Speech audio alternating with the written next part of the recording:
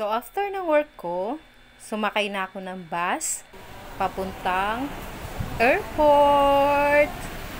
So, ayan guys. Andito na ako ngayon sa Bacolod Silay International Airport. Papasok na ako sa loob para mag-check-in. Ayan. Mag-check-in ako guys at aakyat na ako dito sa taas. So, andito na ako sa taas. Ayan. Dito ako pipila guys.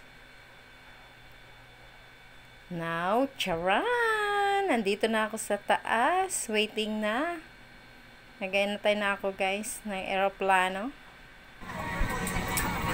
So, nandito na ako sa loob ng airplane.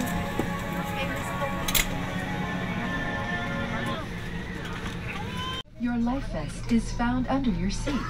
Remove sharp objects from your body. So, ayan, nakababa na ako ng airplane.